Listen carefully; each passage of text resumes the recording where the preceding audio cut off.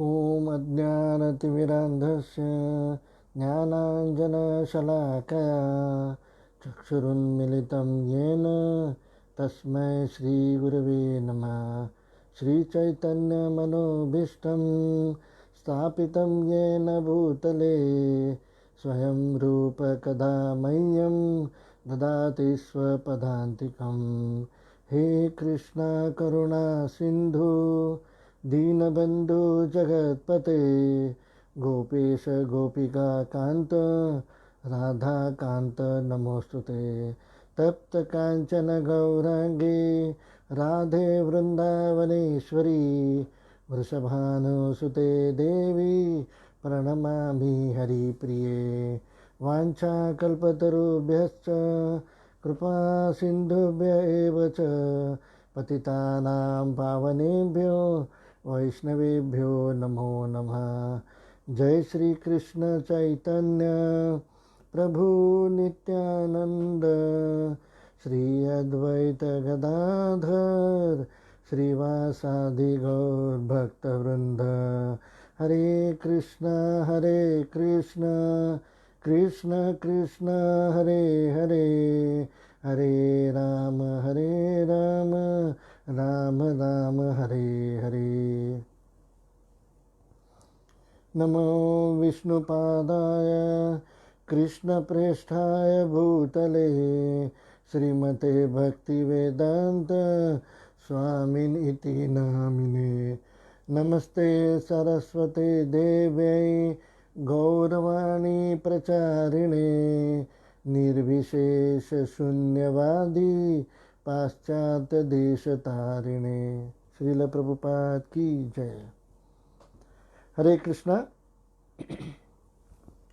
भगवत गीता हमारी शुरू है। हमने उस श्रृंखला में आज का तीसरा लेक्चर है। भगवत गीता में हम ये देख रहे हैं आज कि आत्मा और परमात्मा, जैसे कि मैंने फेसबुक में पोस्ट किया है कि हमें ये देखना है कि हम आत्मा है, ये तो हमने जान लिया है। थोड़ा बहुत और भी जानेंगे, जैसे जैसे हम विषय आगे लेके जाएंगे वैसे वैसे हम और अब ये चीज़ें आत्मा के बारे में जानेंगे। आत्म साक्षात्कार ये बहुत ही महत्वपूर्ण है। हम कौन हैं ये हमें जानना बहुत ही ज़रूरी है। क्यों ये ज़रूरी है?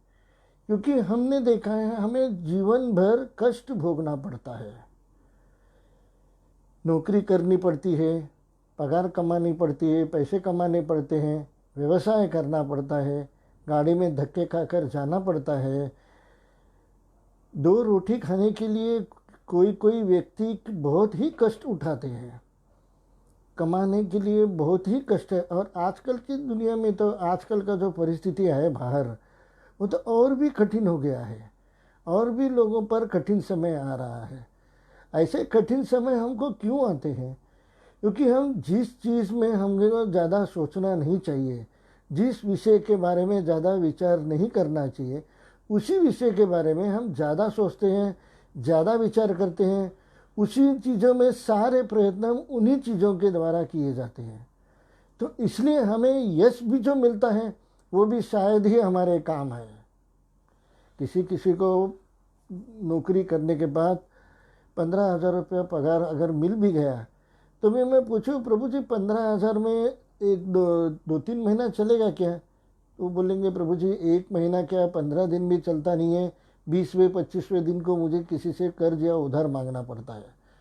तो हम आखिर ये कमाते हैं तो भी हमें पूरा नहीं पड़ता। कहीं तो कमी है, कहाँ कमी है वो हमें देखना है। इसलिए हम ये देखने की कोशिश कर रहे हैं कि हम है क्या एक्चुअली, हमारी एंटिटी क्या है, हमारी आइडेंटिटी क्या है। हम लोगों को जब बताते हैं, कोई सीआईडी ऑफिसर है, अपना आई कार्ड दिखाता है कि I am from the CID, मैं पुलिस वाला हूँ, तो हमारी आइडेंटिटी क्या है हम उसको नहीं समझ सकते। इसलिए हमने पहले 1-2 सेशन में देखा है कि हम शरीर नहीं, हम आत्मा है। हमारे शरीर में जो आत्मा है वही हमारे सारे शरीर को शक्ति प्रदान करता है। हम शरीर से शक्ति बढ़ाने की कोशिश करते हैं, मन से शक्ति बढ़ाने की कोशिश करते हैं। जो सत्य है जो वो यही है कि सारी शक्ति हमारे आत्मा में है। आत्मा में जो चेतन शक्ति है उसी के वजह से या उसी के द्वारा हम सुनना, देखना, चलना, फिरना, बोलना, ये सब हम उसी की वजह से कर सकते हैं।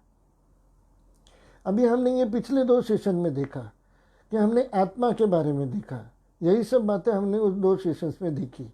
अभी हम देखेंगे आत्मा की आइडेंटिटी क्या है। क्या आत्मा कहीं आसमान से टपकता है? क्या है ऐसी शक्ति? बल्ब जलता है, मगर हमको घर में मालूम है कि उसका मेन स्विच किधर है, हमको ये भी मालूम है उसका ट्रांसफार्मर किधर है, हमको ये भी मालूम है कि बिजली बोर्ड किधर है, सब हमको मालूम है। मगर हमारी आत्मा जो हमारे अंदर है, जिसकी वजह से हम चल फिर रहे हैं, क्या उसका मूल स्रोत कहाँ से है? हम ये समझते हैं कि हमारे जो पगार हमको मिलती है हमें उस कंपनी से मिलती है जिस कंपनी में हम काम करते हैं। तो हमको मालूम है कि उस कंपनी से मिलती है, तो हम उस कंपनी की सेवा नहीं करते। हमको ये मालूम है ये जो बॉस है ना हमारा, ये हमारे पगार के चेक पर साइन करता है। तो क्या हम उससे अच्छा व्यवहार नहीं करेंगे? क्या हम उसकी तारीफ नहीं करेंगे? क्या हम उसको गिफ्ट ला के नहीं देंगे? ये सब हम करेंगे। क्यों करेंगे? क्योंकि हम जानते हैं हमारे जो खाना पीना आजकल चल रहा है, मेरी बीवी बच्चे जो पल रहे हैं, वो जो हमारा बॉस है जो पगार दे रहा है उसकी वजह से चल रहा है। जो कंपनी में मैं काम करता हूँ उस कंपनी की वजह से चल रहा है। हम माता पिता को भी भगवान की तरह मानते हैं, उनकी सेवा करते हैं, क्योंकि हमें ये जानते हैं कि उन्होंने हमें जन्म दिया है, उनकी वजह से हम आज ये दुनिया देख रहे हैं। हम जितने बड़े हुए हैं उन्होंने हमको पाल पोस कर बड़ा किया है। तो हमें जैसे ही स्रोत का पता चलता है, सोर्स का पता चलता है, ओरिजिन का पता चलता है, मूल हमारा क्या है, ये जब हमें पता अगर चलेगा तो हम उसकी तारीफ करना, उसकी स्तुति करना, उसके लिए सेवा करना, हम कुछ कर सकते हैं।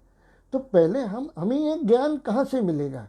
आत्मा का ज्ञान तो हमें मिल गया, हम आत्मा हैं, मगर हमें ये देखना चाहिए आत्मा की शक्ति या ये स्वयं आत्मा ये कहाँ से आता है। तो हम भगवत गीता के 15वें अध्याय के 7वें श्लोक में चलते हैं। भगवत गीता में 18 अध्याय हैं, 700 श्लोक है सब मिला के। हमने ये देखा है कि ये भगवत गीता जो ग्रंथ है उसका जो संकलन है वो किसने किया है? वो महर्षि वेदव्यास ऋषि ने, जो कि भगवान विष्णु के अवतार है, उन्होंने किया है।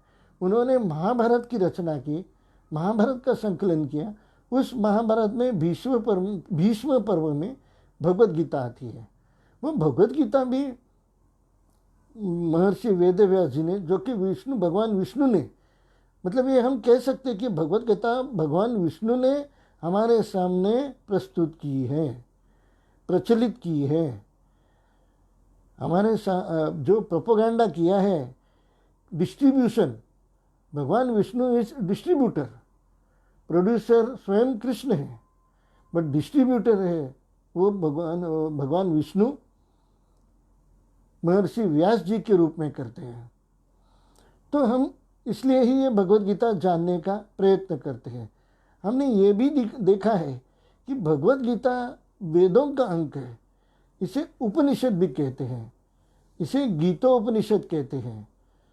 4 वेदों में हमने देखा है, 4 वेदों में महर्षि वेदव्यास जी ने 4 भागों में, 4 शाखाओं में इसे विभाजित किया है। इन 4 शाखाओं में जो विभाजित किया है उसमें उन्होंने पुराण भी लिखे हैं। पुराण वही वेदव्यास जी ने, वही वेदव्यास जी जिन्होंने वेद 4 शाखाओं में विभाजित किए हैं हम जैसे बद्ध जीव के लिए।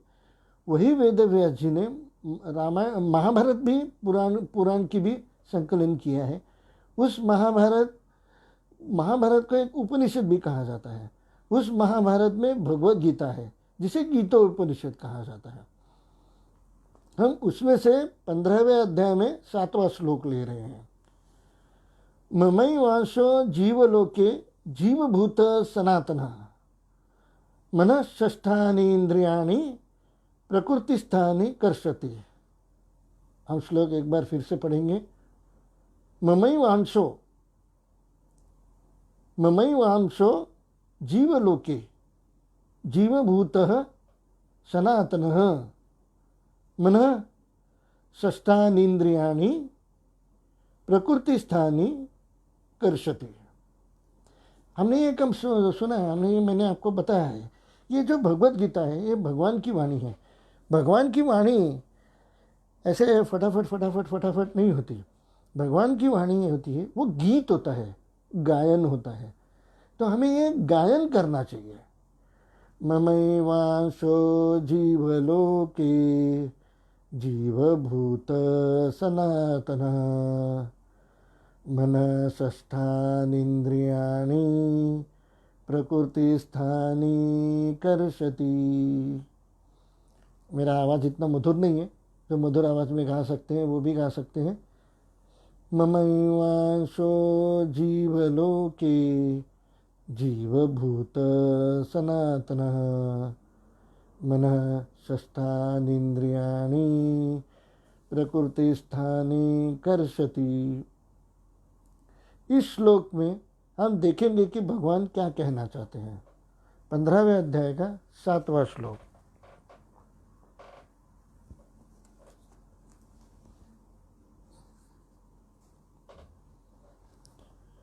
इस बद्ध जगत में भगवान क्या कह रहे हैं।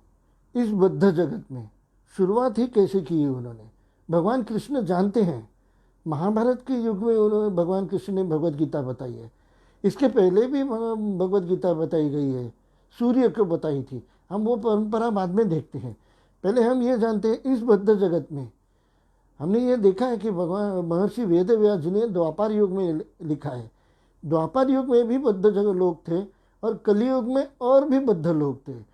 मतलब इसका उनको भगवान कृष्ण है, भगवान है, सब जानते हैं कि जो हमारे कलिकाल में बद्ध जीव ज़्यादा होंगे। बद्ध जीव मतलब जो, यही मैंने पहले 1-2 मिनट इंट्रोडक्शन दिया था कि हम वो करते हैं जो हमें नहीं करना चाहिए। हम उसको सत्य समझते हैं जो एक्चुअली सत्य नहीं है।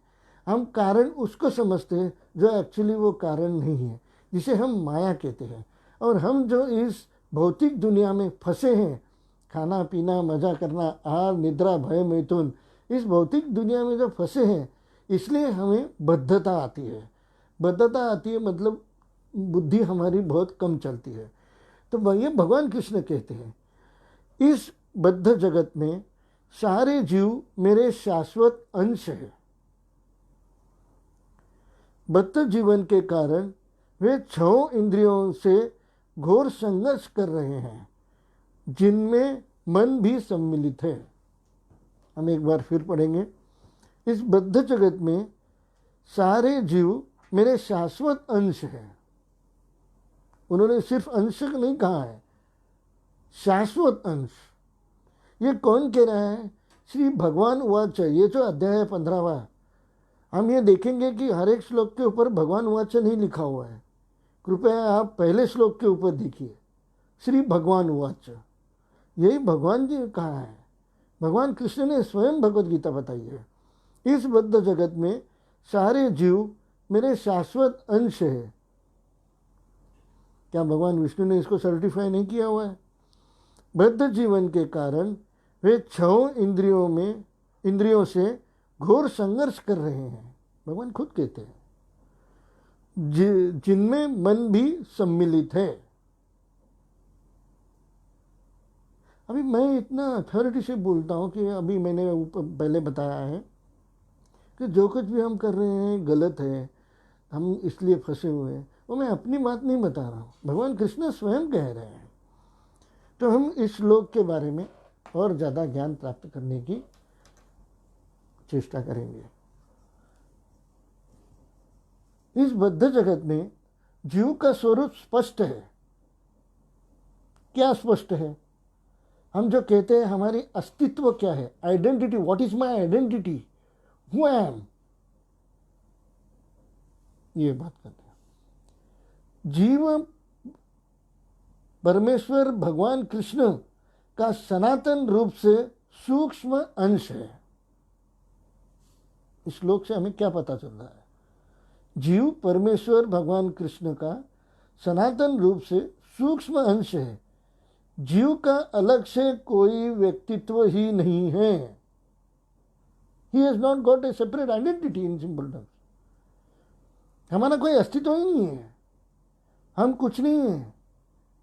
मैं मैनेजर हूँ, मैं हस्बैंड हूँ, मैं डायरेक्टर हूँ, मैं डैडी हूँ, मेरा नाम विनायक बड़वे है। पहले मैंने इंट्रोडक्शन नहीं दिया, 9049020078।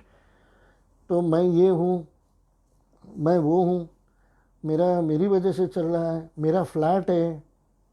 जब मेरा ही कोई अस्तित्व नहीं है तो मेरा क्या है? क्यों? इधर हम फिर पढ़ते हैं, जीव परमेश्वर भगवान कृष्ण का सनातन रूप से सूक्ष्म अंश है। जीव का अलग से कोई व्यक्तित्व ही नहीं है। उसकी सारी शक्ति भगवान कृष्ण की दी गई है, क्योंकि उसकी परम शक्ति कृष्ण का अंश है। जीव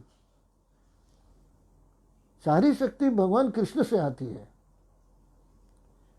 जीव कोई भी हो, मूंगी, कीटक, शेर, पक्षी, मनुष्य, देवी देवता, ब्रह्मदेव जी जो के प्रथम निर्माण हैं, वो भी जीवात्मा है।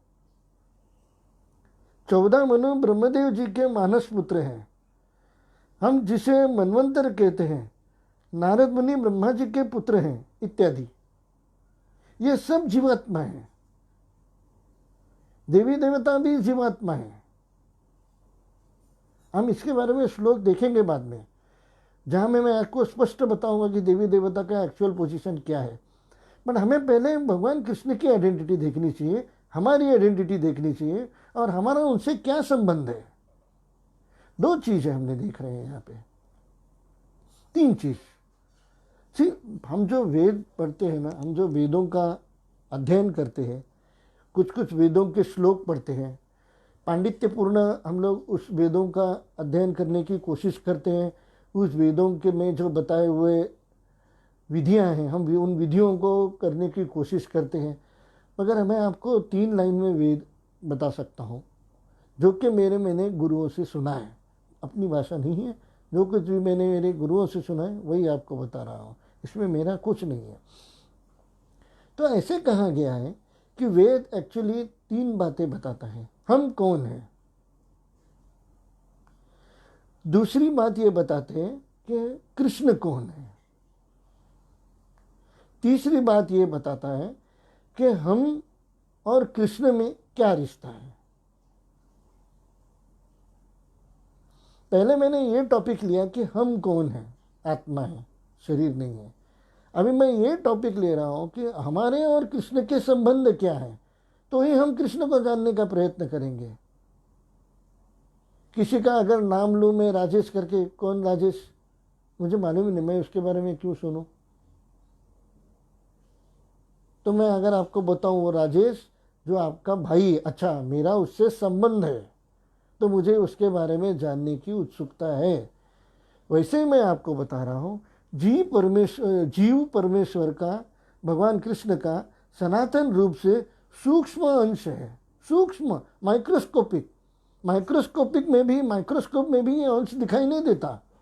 ये हमारे हृदय में होता है, माइक्रोस्कोप में ये नहीं दिखाई देगा, बहुत ही सूक्ष्म है, इन साधी आंखों से दिख ही नहीं सकते। ये स्पष्ट है कि आत्मा परमात्मा भगवान कृष्ण का सूक्ष्म अंश है।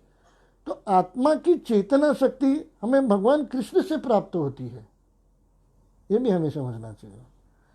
आत्मा की चेतन शक्ति शरीर में प्रभावित होती है, जिसकी वजह से हम देख सकते हैं, सुन सकते हैं, चल सकते हैं इत्यादि। हमारी आत्मा से जो चेतन शक्ति निकलती है, उसी शक्ति की वजह से, मैंने पहले भी आपको कहा था, हम आत्मा की शक्ति की वजह से चल फिर बोल सुन देख सकते हैं। हमें आत्मा को, अस्तित्व को भूलने का सवाल ही नहीं उठता, क्योंकि इसमें आगे ये भी कहा है, जब आएगा तब आपको बताऊंगा, कि जब आत्मा चली जाती है तो चेतन शक्ति भी चली जाती है, और जब चेतन शक्ति चली जाती है तो आदमी कुछ कर सकता है क्या, चल सकता है क्या, बोल सकता है क्या? यहाँ तक कि जो खाना उसके पेट में है ना, वो भी वैसे ही पड़ा रहता है। देखिए, हमने कभी मूवी, शायद सीरियल्स पहले पहले में थोड़ा, तो उसमें हम देखते हैं शायद कि पोस्टमार्टम जब होता है तब इसने आधे घंटे पहले क्या खाया था वो भी हम बता सकते हैं। क्यों आदमी मरता है, चलो एक 4-5 दिन हो गए आदमी मरने के बाद, फिर उसका शायद पोस्टमार्टम होता है, तभी भी हम ये देखते हैं कि मरने से पहले उसने 1-2 दिन क्या खाया था, या 1-2 घंटे पहले क्या खाया था। कैसे हम बता सकते हैं? क्योंकि एक बार मर जाता है आदमी, एक बार आदमी का मृत्यु हो जाती है, उसके शरीर से उसकी जब आत्मा निकल जाती है तो उसके साथ आत्मा की चेतन शक्ति भी निकल जाती है। नेचुरली ट्रांसफॉर्मर चला गया, अगर उड़ गया तो बल्ब भी कैसे जलने वाला है? तो वैसे ही जैसे आत्मा चली जाती है तो उसके साथ उसकी चेतन शक्ति भी चली जाती है। और जब चेतन शक्ति चली जाती है तो आदमी उठना उठ सकता है, ना बैठ सकता है, ना चल सकता है, ना बोल सकता है, ना देख सकता है, ना सुन सकता है, कुछ नहीं, nothing. The person is dead. Okay, तो हम ये देख रहे हैं, ये स्पष्ट है कि आत्मा परमात्मा भगवान कृष्ण का सूक्ष्म अंश है। तो आत्मा की चेतना शक्ति हमें भगवान कृष्ण से प्राप्त होती है। आत्मा की चेतन शक्ति शरीर में प्रभावित होती है, जिसकी वजह से हम देख सकते हैं, सुन सकते हैं, चल सकते हैं इत्यादि। इसमें लिखा है। हम इसके बारे में भी एक श्लोक देखेंगे। इसके बारे में 13वें अध्याय में 34वें श्लोक में भगवान कहते हैं, कुछ भी मैं अपने मन से बता रहा हूँ जी नहीं। भगवत गीता में, जिसमें 700 श्लोक और 18 अध्याय, जो गीतोपनिषद है, जो भगवान विष्णु के अवतार ने लिखा हो, ये भगवत गीता है, संकलित किया हो, उसमें से 13वें अध्याय में 34वां श्लोक, यथा प्रकाश्यति एक कृत्स्नम लोकम इमाम रवि क्षेत्रम क्षेत्री तथा कृत्स्नम प्रकाश्यति भारत। यथा प्रकाश्यति एक कृत्स्नम लोकम इमाम रवि क्षेत्रम क्षेत्री तथा कृत्स्नम प्रकाश्यति भारत। हम इसको गाएंगे, यथा प्रकाश्यति एक कृत्स्नम लोकम इमाम रवि क्षेत्रम क्षेत्री तथा कृत्स्नम प्रकाशति भारत। ऐसे हमें गाना है। हे भरत पुत्र, जिस प्रकार सूर्य अकेले इस सारे ब्रह्मांड को प्रकाशित करता है,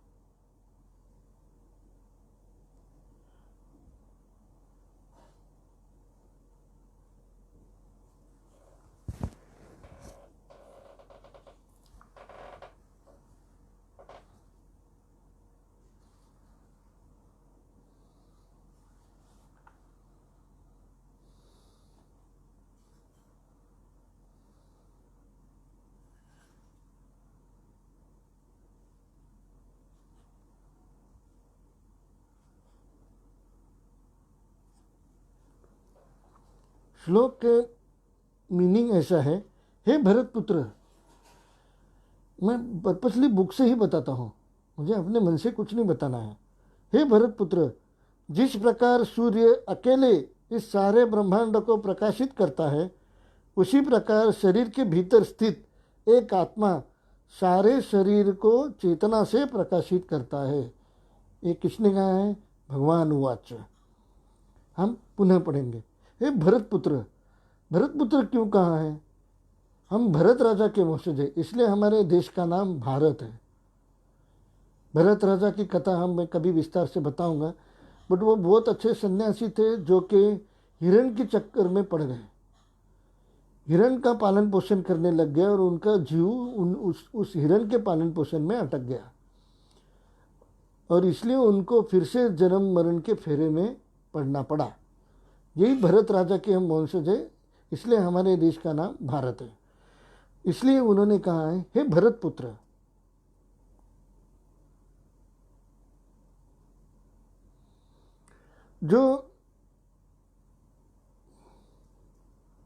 हे भरत पुत्र, जिस प्रकार सूर्य अकेले इस सारे ब्रह्मांड को प्रकाशित करता है, उसी प्रकार शरीर के भीतर स्थित एक आत्मा सारे शरीर को चेतना से प्रकाशित करता है।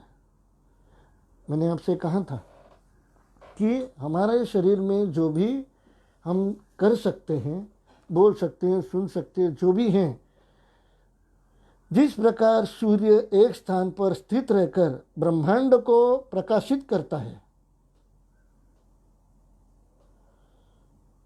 सूर्य के प्रकाश की वजह से हमारे पौधों को, पेड़ों को खाना मिलता है, खेतों में अनाज उगता है। सूर्य देव हमारे जो पानी है, जल स्तर है, नदी हो ना या तालाब हो, उसमें से पानी को भाप बनाते हैं। वो भाप बनने से आसमान में बादल छा जाते हैं। उस बादल की वजह से बरसात होती है। उस बरसात में अनेक आत्माएं होती हैं। हर एक बरसात के बूंद बूंद में आत्मा होती है। वो बारिश जब ज़मीन पे गिरती है, उससे पेड़ उगते हैं, उससे सब्जियां उगती हैं, उससे फल उगते हैं। जो सब्जियां और फल शाक जैसे कहते हैं, वो शाक जब हम खाते हैं तब वही आत्मा तत्व हम में प्रविष्ट होता है।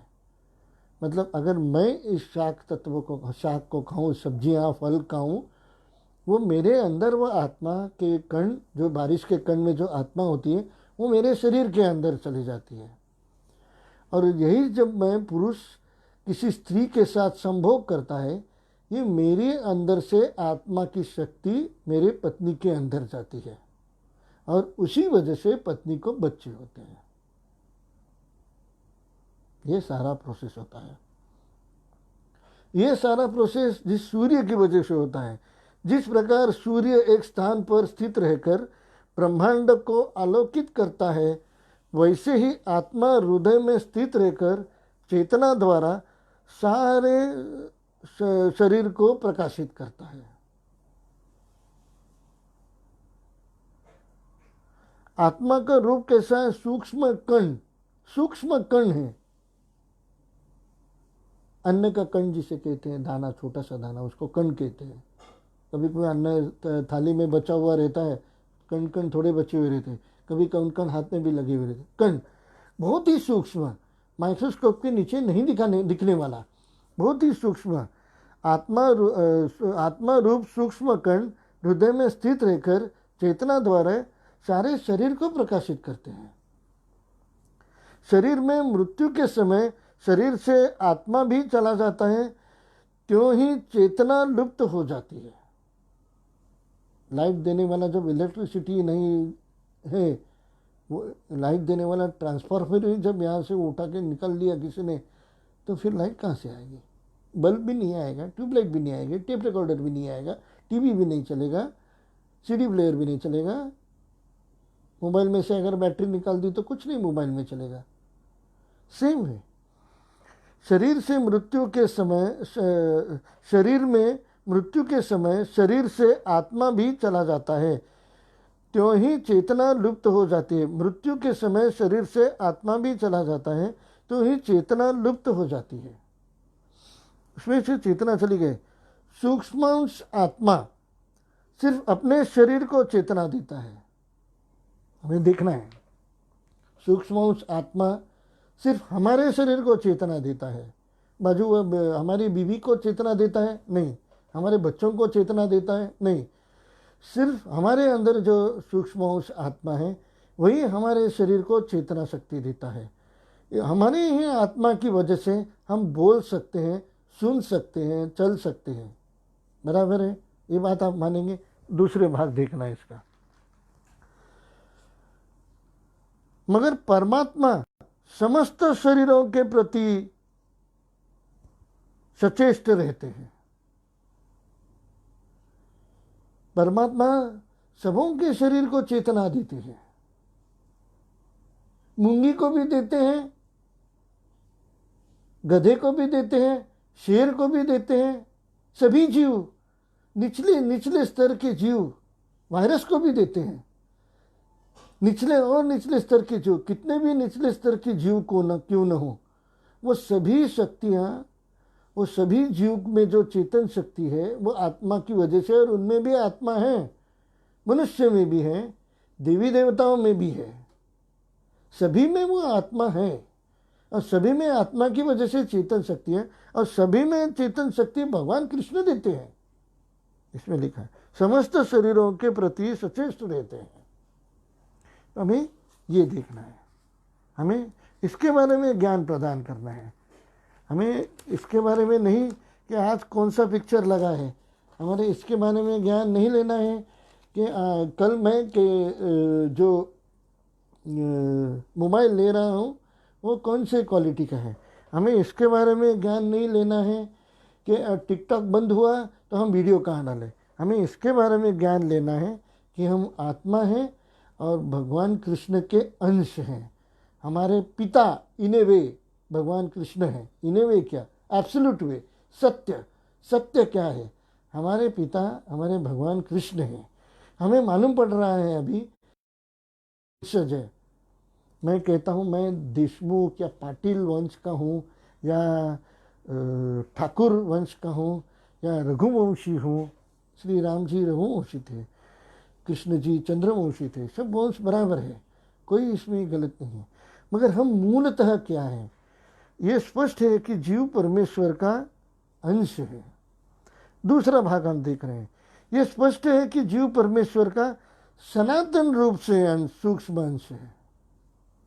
इस श्लोक में आया है जीवभूत सनातन।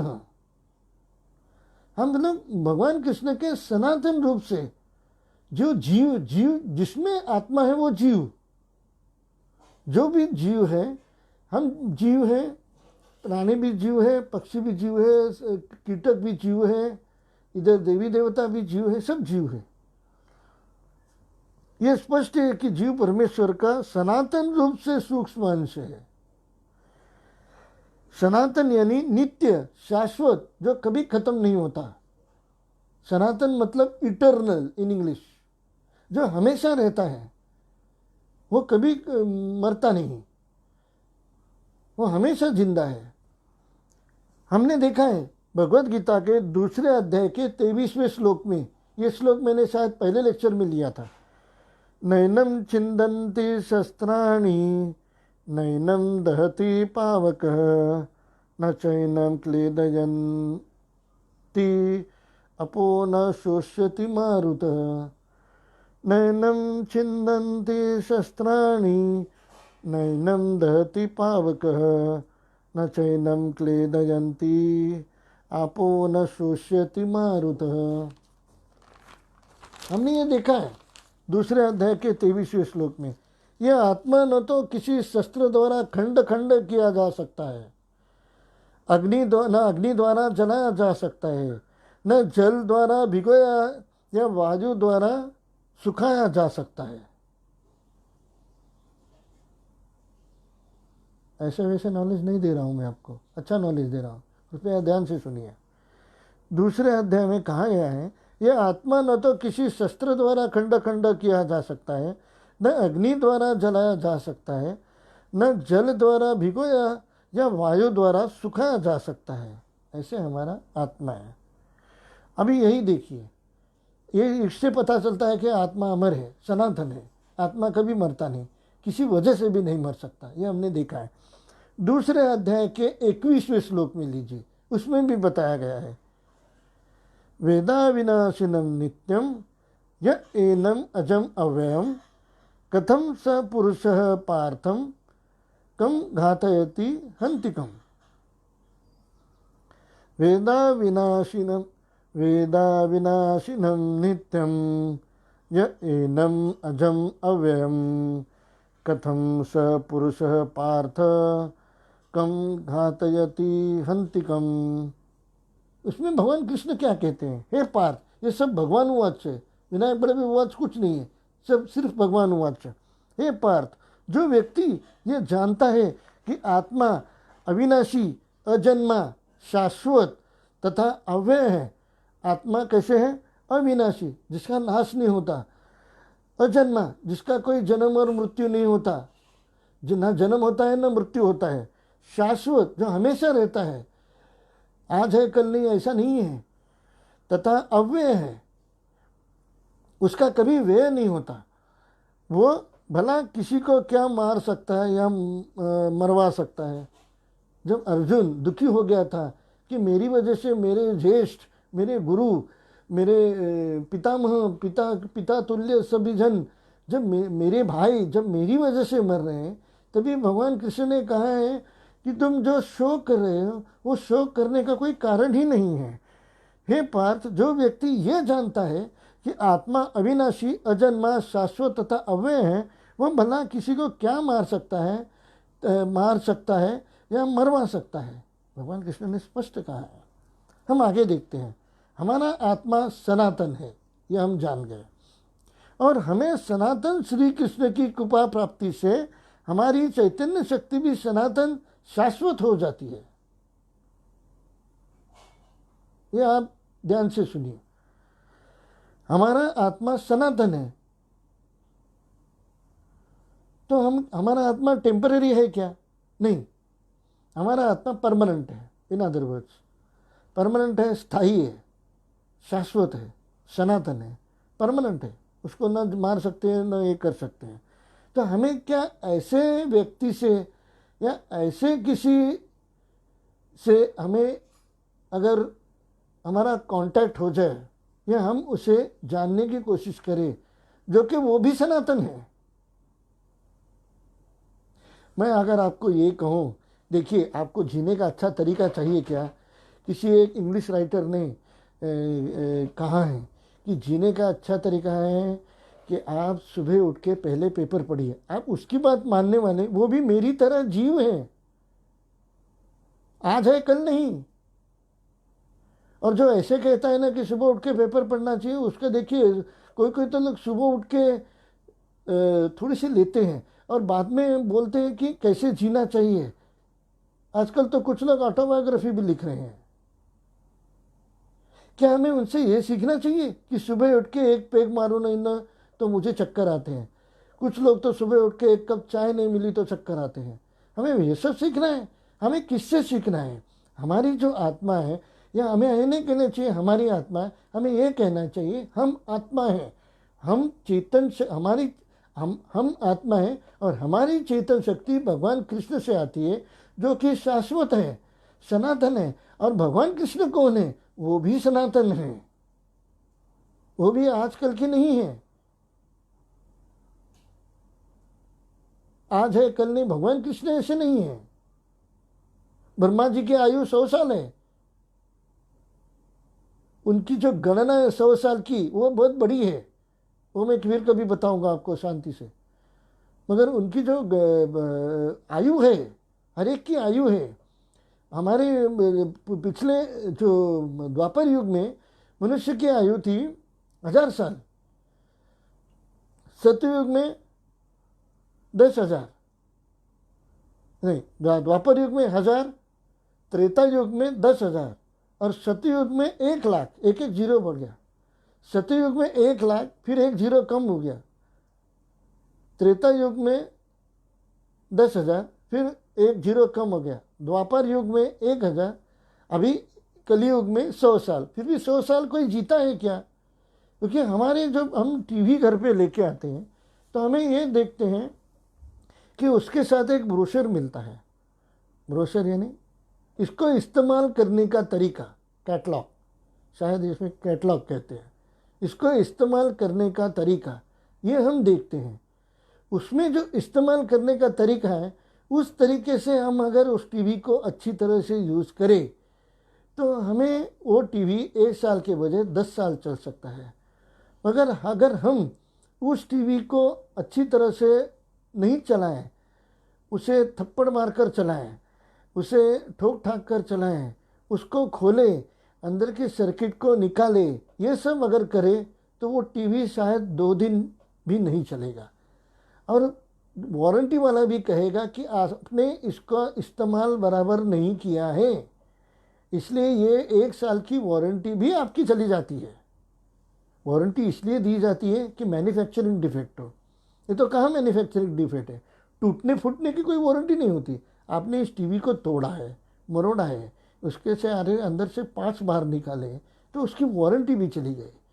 जब ऐसे अगर हम साधे जो इस जगत की जो छोटी छोटी चीज़ों हैं उनके बारे में हम सोच सकते हैं, तो क्या हम हमारे खुद के बारे में नहीं सोच सकते कि हमें जो ब्रोशर भगवान ने दिया है, वो कैटलॉग जो भगवान ने दिया है, इसको इस्तेमाल करने का तरीका हमें वो कैसे इस्तेमाल करना चाहिए वो हमको देखना चाहिए। वो हमको कहाँ से मिलेगा? भगवत गीता से मिलेगा, भगवान कृष्ण से मिलेगा, क्योंकि हम उसके अंश हैं। मेरे को मेरा बाप सिखाएगा ना, मेरे को मेरे पिताजी सिखाएंगे, दूसरे के पिताजी से मैं क्यों सीखूं? मेरे पिताजी कौन है? भगवान कृष्ण। मम्मी मानसो जीवोलोकी जीवभूत सनातन। मेरा अंश, सूक्ष्म अंश आत्मा का जो है भगवान कृष्ण से सीखते हैं, से आया है, तो मैं भगवान कृष्ण से सीखूंगा ना, किसी और से सीखने की क्या जरूरत है? आइए हम भगवान कृष्ण से सीखते हैं। ये बात जो व्यक्ति ये जानता है, ये हो गया हमारा आत्मा सनातन है, और हमें सनातन श्री कृष्ण की कृपा प्राप्ति से हमारी चैतन्य शक्ति की सनातन शाश्वत हो जाती है। भगवान कृष्ण की कृपा प्राप्ति हमें करनी चाहिए। उसकी वजह से हमारी जो शाश्वत शक्ति है वो भी बढ़ जाती है। हमने देखा है हमारे आत्मा में हम जो कम कर्म करते हैं, पुण्य कर्म और पाप कर्म, वो जो कर्म होता है वो उसे संचित कहते हैं। वो हमारे में आत्मा में प्रविष्ट रहते हैं, संचित रहते हैं। हमारा जो जीवन आजकल का चल रहा है, हम कर्मों के फलों के अधीन हैं। ध्यान से सुनिए, हमारा आजकल का जो जीवन है वो हमारे कर्म फल के अधीन है। हमें कोई और नहीं चला सकता। हमारे जो कर्म है उसी हिसाब से हमको भुगतना है। हमारे अच्छे कर्म हैं, हमें टीवी में अच्छा पिक्चर एंजॉय करना है, थिएटर में अच्छा पिक्चर एंजॉय करना है, जो आजकल नहीं कर सकते तो आदमी टीवी में लग गए। हमारे बुरे कर्म हैं, हमें बीमारियों से लड़ना है। सादा सर्दी खांसी भी हो जाए तो हमें उससे बहुत लड़ना पड़ता है, और भी संघर्ष आ गया जीवन में। पहले संघर्ष क्या कम था, पहले प्रॉब्लम्स क्या कम थे, और भी प्रॉब्लम्स आ गए।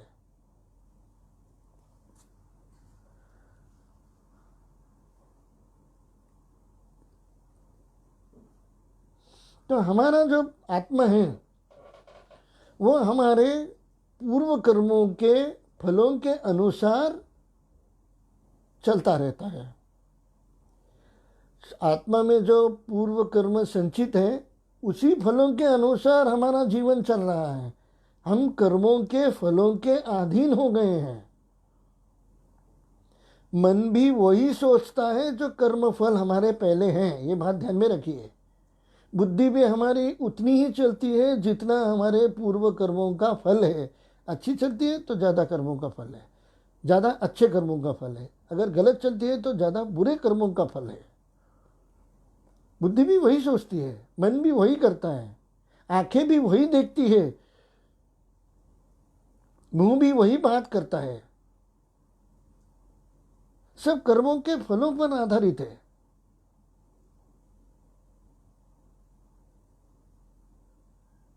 मैंने एक सुना, एक बहुत बड़ा ट्रेन एक्सीडेंट का बारे में मैंने सुना था कि जब वो ट्रेन का एक्सीडेंट हुआ था, उससे पहले जब वो स्टेशन से निकली थी, तभी एक व्यक्ति को वो ट्रेन छूट गई थी, और उस व्यक्ति ने भाग भाग के जाके चलती गाड़ी में वो उस गाड़ी में चढ़ गया था, और उसी ट्रेन का आगे जाके एक्सीडेंट हुआ। है ना कर्मों की गति। कर्म में ही तो शक्ति होती है। जो चेतना शक्ति है भगवान कृष्ण की शक्ति है, मगर किसी को ज़्यादा किसी को कम क्यों है? इसमें भगवान की कोई गलत धारणा नहीं है। भगवान सभी को समान ही समझते हैं। वो हमारे पिताजी हैं। पिताजी को एक बेटा अच्छा और एक बेटा बुरा ऐसा क्यों होगा? एक बेटे का बहुत अच्छा हो रहा है और एक बेटे का बहुत बुरा हो रहा है। बेटे का हो या बेटी का हो, या जीव उसका अंश है। एक अंश का अच्छा हो गया और एक अंश का बुरा हो गया। ऐसे भगवान कृष्ण क्यों करेंगे? हमारे कर्म हमको करते हैं, क्योंकि हम अभी तक कर्मों के अधीन हैं। और अगर हमें कुछ डिफिकल्टी आती है, कुछ प्रॉब्लम आता है, तब हम देवी देवता के पास जाते हैं, जो कि हमारे पड़ोसी हैं। आप मुझे एक बात बताइए, बचपन में आपको अगर पेन की ज़रूरत होगी तो आप मम्मी के पास जाएंगे, डैडी के पास जाएंगे, या बाजू वाले के पास जाके पेन मांगेंगे? चलो हम सादा सिंपल लेते हैं, भूख लग गई मुझे। बच्चा भी पहले भूख लगेगी तो मम्मी के पास जाता है, डैडी के पास जाता है, मुझे भूख लगी है खाना दो। पड़ोसी के पास नहीं जाता। हमारे पिता कह रहे हैं, हमारे पिता हैं, हम उनके अंश हैं, भगवान कृष्ण के अंश हैं, तो हम किसी और के पास क्यों जा रहे हैं? चाहे वो जीव हो, चाहे वो देवी देवता हो। हम पढ़ते हैं, वेद वचन के अनुसार भगवान अपने आप को असंख्य रूपों में प्रकट करके विस्तार करते हैं। ये हम देख रहे हैं, असंख्य रूपों में प्रकट करते हैं वो, और उनका विस्तार करते हैं। इंग्लिश में एक्सपांशन, कभी कभी इंग्लिश वर्ड उसमें इजी हो जाता है। विस्तार करते हैं मतलब ये फैलाते नहीं, एक्सपांड करते हैं, तो एक्सपांशन करते हैं, जिसमें व्यक्तिगत विस्तार विष्णु तत्व कहलाता है। जो अवतार है उसको हम विस्तार कहते हैं। भगवान कृष्ण में ये शक्ति है, मूल पुरुष वही है, जिसमें व्यक्तिगत विस्तार विष्णु तत्व कहलाता है। जो व्यक्तिगत विस्तार है, पर्सनल एक्सपांशन, उसे विष्णु तत्व कहलाते हैं। विष्णु तत्व में कौन से भगवान आते हैं? श्वास जिसे कहते हैं, वो खुद के अंश है। राम, श्री नरसिंहदेव, विष्णु मूर्ति तथा वैकुंठ लोक के प्रधान देव के रूप में प्रकट होते हैं। वो सब स्व अंश हैं उनके, उनमें और इनमें कोई भेद नहीं है।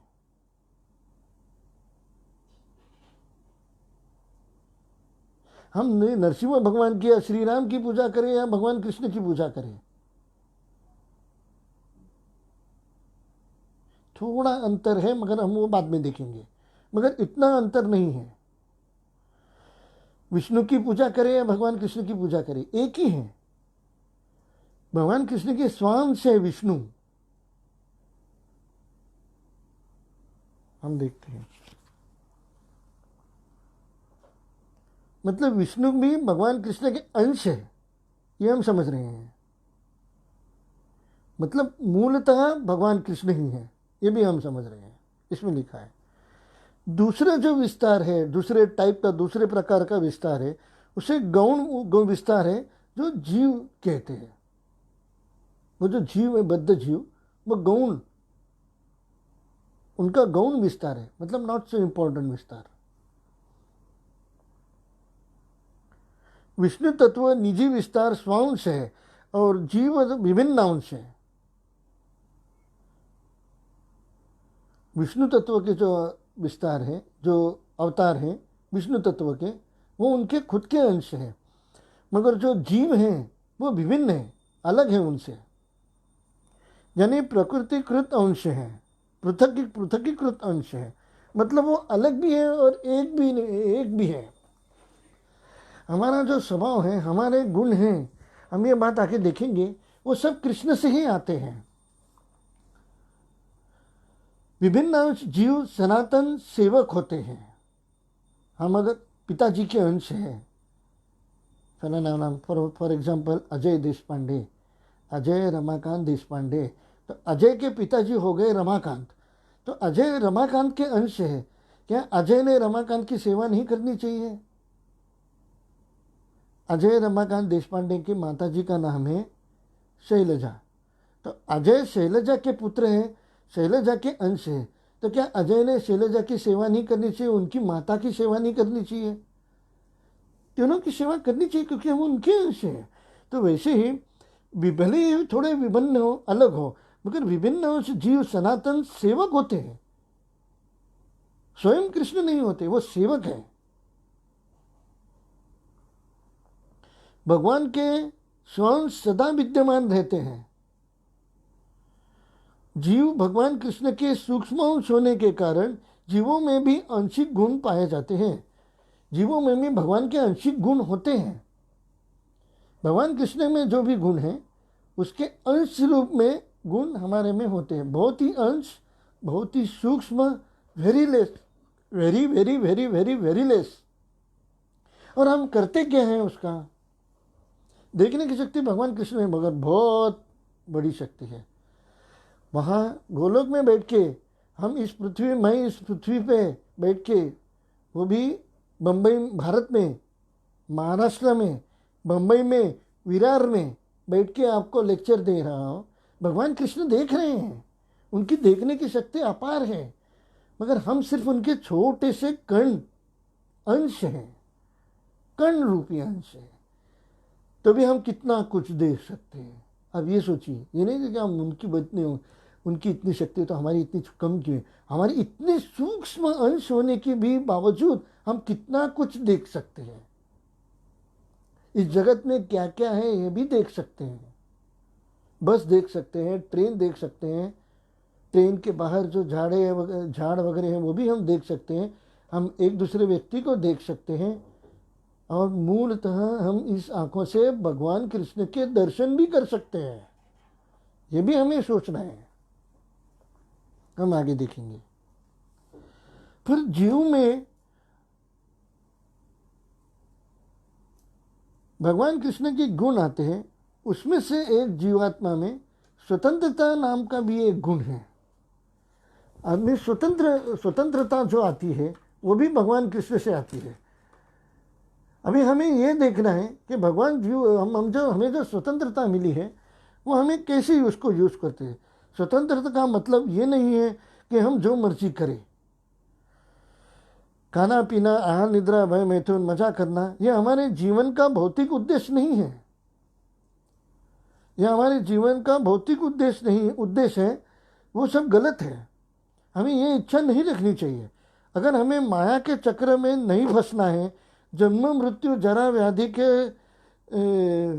व्याधि से नहीं फंसना है, तो आत्मा को शरीर के यंत्र से इच्छाओं को कंट्रोल, नियंत्रण में रखकर भगवान कृष्ण की सेवा करनी चाहिए।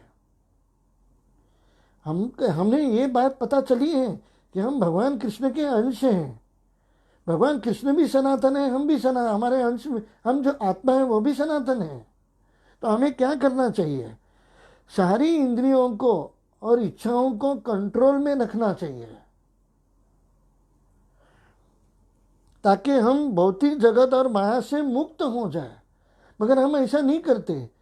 हमारी इच्छाओं की वजह से हम वही कर्म करते हैं जिसकी वजह से या तो हम पाप करते हैं या तो हम पुण्य करते हैं, और उसी पाप पुण्य के चक्कर में फंसे रहते हैं, बंधन में रह जाते हैं। ये सब बंधन का काम है। मैंने किसी से 10 रुपया उधार लिया तो मुझे उसको वापस करने के लिए और एक जन्म लेना पड़ेगा, और किसी को 10 रुपया उधार दिया तो उससे वापस लेने के लिए भी और एक जन्म लेना पड़ेगा। दोनों तरफ से जन्म लेना निश्चित है। पुनरपि जननम पुनरपि मननम पुनरपि जननी जठरे शयनम, एक ग्रंथ में एक श्लोक आता है, भागवत में है ये श्लोक।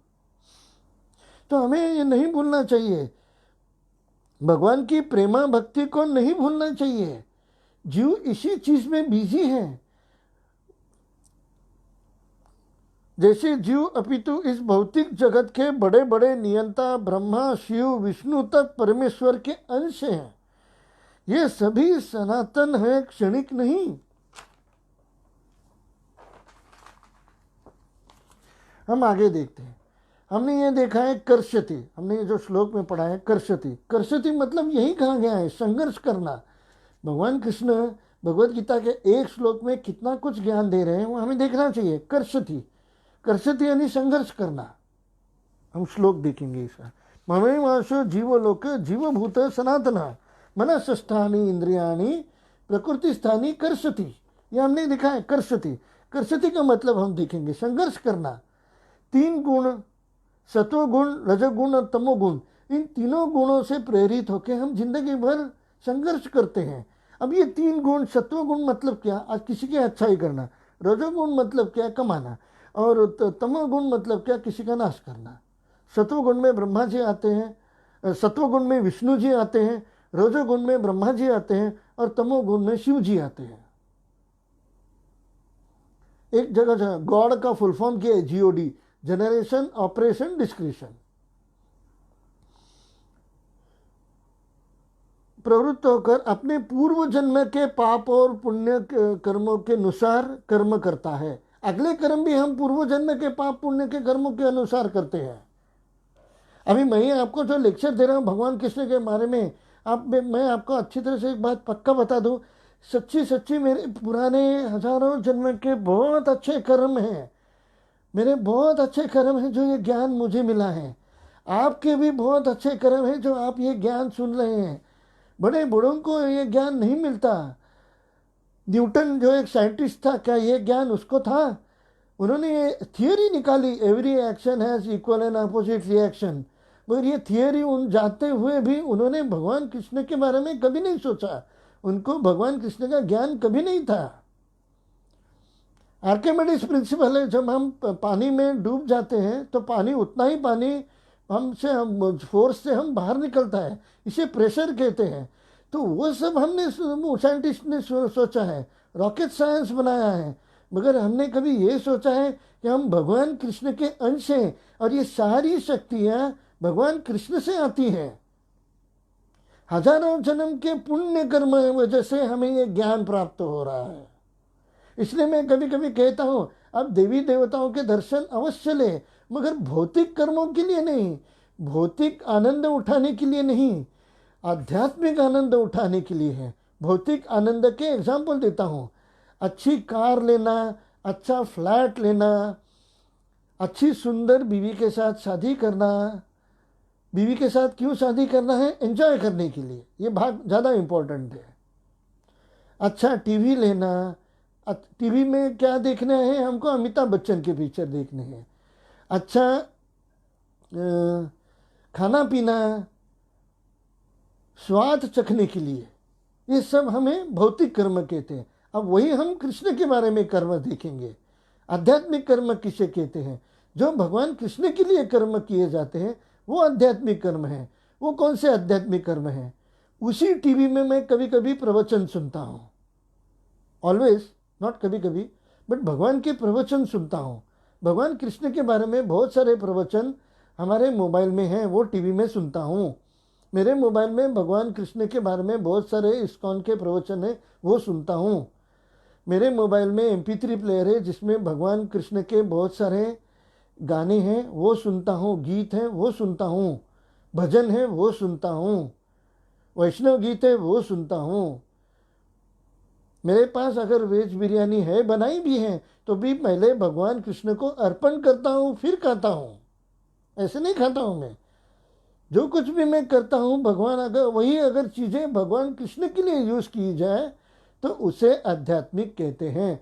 सिर्फ भगवान कृष्ण के लिए, किसी अन्य देवी देवता के लिए नहीं, क्योंकि वे खाली उनके अंश हैं। अगर आपको आध्यात्मिक जगत में पदार्पण करना है, आध्यात्मिक जगत में आपको प्रवेश लेना है, तो आपको भगवान कृष्ण की ही शरणागत लेनी पड़ेगी। आगे देखते हैं। कर्षति देखा, मनःषष्ठानि इंद्रियाणि। मनःषष्ठानि इंद्रियाणि कौन से हैं? 6 इंद्रियां हैं जिसका हम ज़्यादा उपयोग करते हैं और जो सीधे सीधे मन को अटैक करते हैं। आँख, कान, नाक, त्वचा और जीभ, ये 6 इंद्रियां हैं। ये 5 इंद्रियां हैं, सॉरी। आँख, कान, नाक, त्वचा और जीभ, ये 5 इंद्रियों से हमें मन को सुख मिलता है। ये मन को 5 इंद्रियों को हम यूज़ कैसे करते हैं? हमें आँखों से भगवान कृष्ण का रूप देखना चाहिए, हमें कान से भगवान कृष्ण का भजन सुनना चाहिए, हमें नाक से भगवान कृष्ण के चढ़ाए हुए फूलों की सुगंध लेनी चाहिए, हमें त्वचा से सिर्फ भगवान कृष्ण के फूलों का हार पहनना चाहिए, और हमें हमारे जीभ से सिर्फ भगवान कृष्ण का प्रसाद का स्वाद लेना चाहिए। अगर यही हम इन 5 इंद्रियों से करें, और मन से, जो कि मन सबसे श्रेष्ठ इंद्रिय है, उस मन से हम सिर्फ भगवान का स्मरण करें, तो हमें आध्यात्मिक जगत में पदार्पण मिलता है। हम आध्यात्मिक जगत में प्रवेश मिलता है। ये सब करने से हम आध्यात्मिक जगत में प्रवेश कर चुके हैं। उससे क्या होता है? माध्यान दिनायन श्रुति, माध्यान दिनायन श्रुति में कहा गया है, ये सूचना है। सवा एष ब्रह्मनिष्ठ इदम शरीरम मर्त्यमति सृज्य ब्रह्मा संपद्य ब्रह्मणा पश्यति ब्रह्मणा सृजयति ब्रह्मण्य वेदम सर्वमनुभवति। क्या लिखा है, हम फिर से पढ़ते हैं। ये माध्यान दिनायन श्रुति में लिखा हुआ है। सवा एष ब्रह्मनिष्ठ इदम शरीरम मर्त्यमति सृज्य ब्रह्मा विसंपद्य ब्रह्मा विसंपद्य ब्रह्मणा पश्यति ब्रह्मणा शृणोति ब्रह्मण्य वेदम सर्वम अनुभवति। जब जीव अपने इस भौतिक शरीर को त्यागता है और आध्यात्मिक जगत में प्रवेश करता है मन से, तो उसे पुनः आध्यात्मिक शरीर प्राप्त होता है, जिससे वह भगवान का साक्षात्कार कर सकता है। जैसे विष्णु लोक में विष्णु मूर्ति के समान शरीर मिलता है। हम ये देख रहे हैं। मनःषष्ठानि इंद्रियाणि, हमें पहले ये पता चला है, इसलिए मैंने शुरुआत कहाँ से की कि हम भगवान कृष्ण के अंश हैं, तो हमें शक्ति भी उनसे ही मिलेगी। ये हमें पहले सोचना है। मेरे पिताजी जो हैं वो भगवान कृष्ण हैं। इसके बारे में मैं अगले लेक्चर्स में और भी श्लोक लेने वाला हूँ, और भी श्लोकों को हम इसके बारे में सीखने वाले हैं कि हम किसके अंश हैं, हमारे पिता कौन हैं। हमारा जो बीज है, जो बीज से मनुष्य, जो बीज से माता के गर्भ में एक मनुष्य का जीव शरीर मिलता है, जीव तत्व हो जाता है, वो जीव का बीज कहाँ से आता है, ये सब हम सीखने वाले हैं। हम सब भगवान, हमारी आत्मा जो है भगवान कृष्ण के अंश है, ये हमने सीख लिया है। तो हमें मन, जो षष्ठ इंद्रिय है हमारी, वो हमें किस में लगाना चाहिए? भौतिक कर्म में नहीं लगाना चाहिए। मैं मन की बात कर रहा हूँ। तो आप आगे कहेंगे तो मैं क्या कमाऊँ नहीं, बीवी बच्चों को नहीं खिलाऊं, मेरे जो कुछ लोग तो घर में कुत्ता भी पालते उसको नहीं खिलाऊं? तो ये सब जो हम करते हैं, हमें ये सिर्फ कर्तव्य समझ के करना चाहिए। भगवान, देखिए अर्जुन की जो अवस्था थी वो यही थी कि उसका मन इन सब चीज़ों में फंस गया, अटक गया, इसलिए वो दुखी हो गया। अर्जुन का मन इन चीज़ों में फंस गया कि मैं भीष्म पितामह, मेरे गुरु द्रोणाचार्य, मेरे गुरु मित्र अश्वत्थामा, मेरे बंधु दुर्योधन, मेरे गुरु कृपाचार्य, इन सब लोगों को मैं हत्या करने वाला हूँ। इसलिए मेरा मन उस अर्जुन का मन शोक में पड़ गया, उसका मन दुख में अटक गया। इसे कहते हैं भौतिक। इसलिए भगवान कृष्ण कहते हैं कि हमें इस दुख से बाहर निकलना है। तो हम वो कैसे निकले? इसलिए भगवान कृष्ण ने कहा कि आत्मा अविनाशी है, न तुम किसी को मार सकते हो, न कोई किसी को मार सकता है, न कोई तुमको मार सकता है, क्योंकि आत्मा तो अविनाशी है। तो हमें उस दुख से, उस भौतिक, ये हो गए दुख की बात, मृत्यु के दुख की बात। बाकी सब भी जो दुख हैं वो भगवान खुद कहते हैं, जो भी हमें पुण्य पाप कर्मों से उन्होंने किया है वही वो भोग रहा है। कभी कभी तो ये भी कहता है भगवान के, भगवत में या शायद किसी ग्रंथ में मैंने पढ़ा है कि जब कोई आदमी कष्ट भोग रहा है तो उसे हम एक ही मदद करनी चाहिए, उसे माला दीजिए और उसे कहिए कि भगवान कृष्ण की माला करे, ताकि उसके जो पाप पुण्य के जो कर्म हैं वो कर्म धुल जाए, और वो पाप पुण्य के कर्मों के जो संचित है, जब वो धुल जाएगा तो उसे कम दुख होगा। ये मदद हमें उन्हें करनी चाहिए। बाकी की मदद बहुत गौण है। और भगवान कृष्ण कभी कभी सुना है कि वो बहुत दुखी हो जाते हैं, चिढ़ जाते हैं, क्रोध में कहते हैं कि हम उनको ऐसी चीज़ों में क्यों मदद कर रहे हैं जो कि भगवान कृष्ण ने उनको भुगतने के लिए दिया है। भगवान, उन्होंने जो पिछले पुण्य और पाप कर्म किए हैं वो उनको भुगतना पड़ेगा। ये भगवान कृष्ण की पॉलिसी है, हम उसमें हस्तक्षेप क्यों करें? तो हमें क्या मदद करनी चाहिए? तो हम मदद ही ना, मदद करना एक बहुत बड़ा पुण्य का काम है। मैं आपको कभी नहीं कहूँगा कि आप मदद ना करें, आप जरूर मदद करें, मगर सबसे जो श्रेष्ठ मदद होगी यही होगी कि हम उसे भगवान कृष्ण के बारे में ज्ञान दें। वही सच्चा मित्र है जो हमें यह सिखाता है कि हम आत्मा हैं और भगवान कृष्ण के अंश हैं और हमें भगवान कृष्ण की भक्ति करनी चाहिए। यही हमें सीखना है और यही हमें सिखाना है। यही ज्ञान विद्या है। बाकी सब इस भौतिक में जो हम सीखते हैं वो सारी अविद्या है। मगर अविद्या भी यही कहेंगे कि अगर हमें पढ़ना लिखना आता है वो भी सीखने की वजह से आता है, तो वो हम जो सारा कुछ सीखे वही ज्ञान हमें भी इसमें ही लगाना चाहिए कि हम कृष्णा का ज्ञान प्राप्त कर सकें।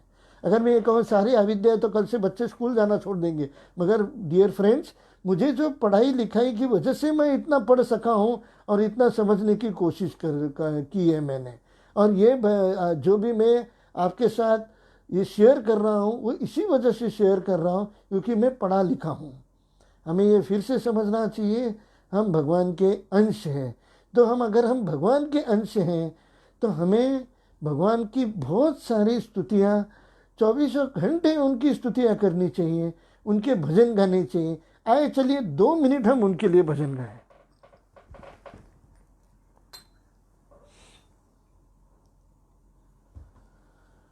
हरे कृष्ण कृष्ण कृष्ण हरे हरे, हरे राम राम राम हरे हरे, हरे कृष्ण कृष्ण कृष्ण हरे हरे, हरे राम राम राम हरे हरे, हरे कृष्ण कृष्ण कृष्ण हरे हरे, हरे राम राम राम हरे हरे, हरे कृष्ण कृष्ण कृष्ण हरे हरे, हरे राम राम राम हरे हरे, हरे कृष्ण कृष्ण कृष्ण हरे हरे, हरे राम राम राम हरे हरे। देखिए मेरी पत्नी भी मेरे साथ में गा रही है। संसार में ऐसे रहना चाहिए। कहिए हरे कृष्ण कृष्ण कृष्ण हरे हरे, हरे राम राम राम हरे हरे, हरे कृष्ण कृष्ण कृष्ण हरे हरे, हरे राम राम राम हरे हरे, हरे कृष्ण कृष्ण कृष्ण हरे हरे, हरे राम राम राम हरे हरे, हरे कृष्ण कृष्ण कृष्ण हरे हरे, हरे राम राम राम हरे हरे, हरे कृष्ण कृष्ण कृष्ण हरे हरे, हरे राम राम राम हरे हरे। जय जय प्रभुपा